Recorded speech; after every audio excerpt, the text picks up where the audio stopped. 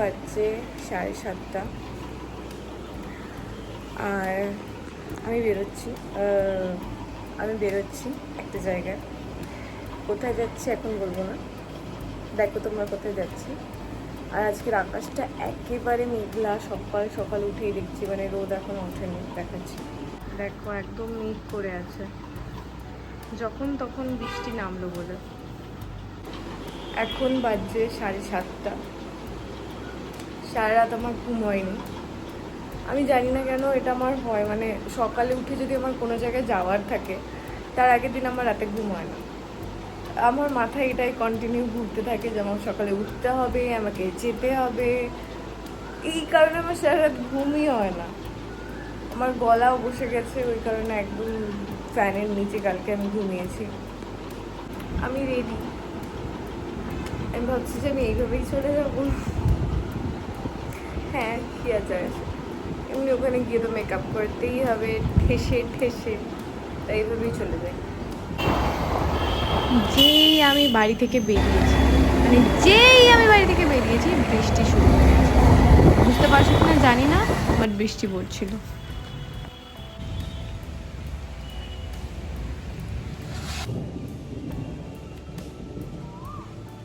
আমার call time ছিল 8টায়, কেউ আসেইনি। এখন 7:54 বাজছে। আমি ভাবলাম একটু আগে চলে যাই, একটু মানে 5-7 মিনিট 8টা বেজে যাবে। আমার 8টায় কল টাইম, কেউ আসেনি, আমি একা দাঁড়িয়ে আছি।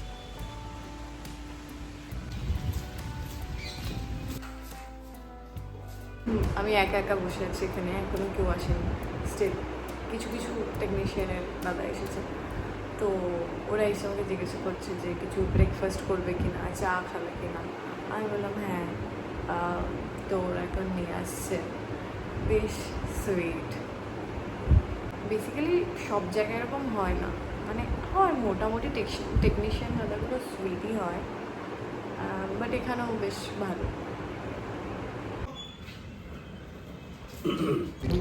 দেন আমার অরিজিনাল মেকআপ শুরু হয়। এটা একটা বেস মেকআপ করেছিল, বাট মেন মেকআপটা আমি দেখাতে পারবো না, বিকজ বুঝতেই পারছো এখনও যেহেতু এপিসোড রিলিজ হয়নি। আর এপিসোড রিলিজ হওয়ার না, মানে যতদিন না রিলিজ হচ্ছে ততদিন আমি আমার লুক অ্যান্ড আমার ক্যারেক্টারের সাজটা পুরো কী ছিল সেটা আমি দিতে পারবো না সোশ্যাল মিডিয়াতে। তো আমি যখন মেকআপ করছিলাম, তো যে খাবার যে দাদাটা বানিয়ে দেয় সে এনে খাবার দিয়েছিল। এটা আমার লাঞ্চ ছিল। আর তারপরে দেখো কে বসে আছে, মনের শান্তিতে ঘুমাচ্ছে। ঘর খুলে দেখি ও কখন টুক করে ঘরে গিয়ে সোফার ওপর উঠে চুপচাপ ঘুমোচ্ছে, আরামসে, শান্তিতে, মনের শান্তিতে। বাড়ি গিয়ে রান্না বান্না করা পসিবল ছিল না, তাই আমি খাবার কিনে নিয়ে তারপরে বাড়ি ঢুকছিলাম।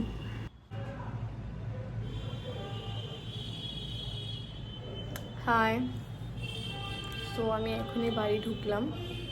তো এটা আমার ফার্স্ট টকি আর্টিস্ট হিসেবে আমি কাজটা করেছি।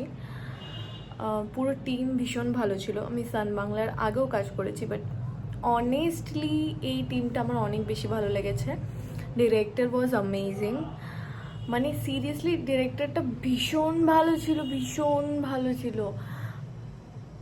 আর সবাই ওখানে ভালো ছিল, আর্টিস্ট এবং যে টেকনিশিয়ান দাদারা থাকে সবাই ভীষণ সুইট ছিল, ভালো ছিল। যেহেতু এটা আমার ফার্স্ট টাইম শ্যুট ছিল টকি আর্টিস্ট হিসেবে, তো ক্যামেরার সামনে অবশ্যই ঘাবড়ে যাবে, যে কোনো মানুষ ঘাবড়ে যাবে। তো সব ডিরেক্টর বেসিক্যালি এত হেল্প করে না, বাট স্পেশালি এই ডিরেক্টরটা ভীষণ হেল্প করছিল, বুঝতে পারছিল, বুঝিয়ে দিচ্ছিল, সমস্ত কিছু শিখিয়ে নিচ্ছিল নিজের মতো করে, যেটা বেসিক্যালি হয় না যখন তুমি একটা বড় চ্যানেলে কাজ করতে যাবে, একটা বড় সিরিয়ালে, তখন এতভাবে ভালোভাবে বোঝানোর মতো ডিরেক্টর থাকে না, খুব কম থাকে। বিকজ ওরা রেডি জিনিস চায়, যা আসবে পটপট করে ডায়লগ বলবে চলে যাবে বাস। বাট যারা ফার্স্ট টাইম টকি করে, প্লাস আমার অনেকটা বড় ডায়লগ ছিল, মানে এমন না যে 1-2 লাইন বললাম চলে গেলাম, সেটা না, অনেকটা বড় ডায়লগ ছিল, অনেকটা সিন ছিল। তো এটা আমার যেহেতু ফার্স্ট টাইম ছিল, তো উনি আমাকে খুব শিখিয়ে নিয়েছিল, আমার যেটা ভীষণ ভালো লেগেছে। তো আমি যখন বাড়ি চলে আসছিলাম, মানে সবচেয়ে ইম্পর্ট্যান্ট আমার কাছে যেটা ছিল যে ওনাকে বলা যে উনি ভালো ডিরেক্টর, মানে উনি আমাকে হেল্প করেছে আর আমার ভীষণ ভালো লেগেছে ওনার সাথে কাজ করে। যেহেতু উনি অ্যাকচুয়ালি ভালো ডিরেক্টর, তো যারা অ্যাকচুয়ালি ভালো মানুষ এবং তারা ভালো কাজ করে তাদেরকে যদি আমি সেই জিনিসটা না বলতে পারি, আমার খুব রিগ্রেট হয় বাড়ি এসে যে আমি কেন বললাম না।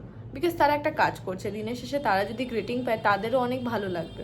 তারা যদি শোনে যে হ্যাঁ তারা ভালো কাজ করছে এবং কারোর কাছ থেকে যদি একটা ভালো কথা শোনে তার কাজ সম্পর্কে, তার প্রফেশন সম্পর্কে, যে সেটা ভালো করছে, তাহলে আমার মনে হয় দিনের শেষে সবার সেই কাজটার প্রতি আরও বেশি ভালোবাসা বাড়ে নিজস্ব, আর প্রফেশনের প্রতি ভালোবাসা বাড়ে এবং তার ভালো লাগে, বাস দ্যাটস ইট।